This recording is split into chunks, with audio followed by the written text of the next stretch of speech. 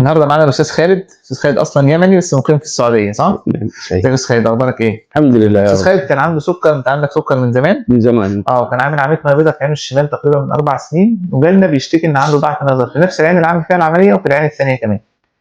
طبعا احنا عملنا اشعه، الحمد لله اشعه مقطعيه، وطلع عنده رشح في الشبكيه في العينين بسبب السكر. كمان طلع ان في ميه بيضاء في العين اليمين. احنا الحمد لله عملنا عمليه ميه بيضاء وحقن للشبكيه في العين اليمين، بعد كده عملنا حقن للشبكيه في العين الشمال. خدنا كده بقى داخلين في ايه؟ حوالي اسبوع او 10 ايام بالكثير، صح كده؟ بالضبط. ايوه، هنبص على حاجه دلوقتي ونطمن بس على العين كده افضل.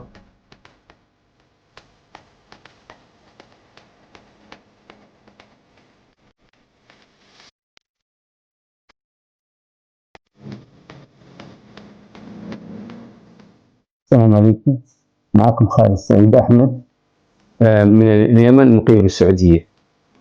الحمد لله جيت عندي رشح سكري، وعندي الموية البيضاء في العين اليمنى، وعملت عملية الموية البيضاء الحمد لله، وعملت شبكية حقنة طبعا في العين اليمنى، وبعدها بيومين عملت شبكية في العين اليسرى. ولله الحمد والحمد لله، وكل شيء على الأمور طيبة إن شاء الله. وبإذن الله عندي رجعة مراجعة بعد شهر.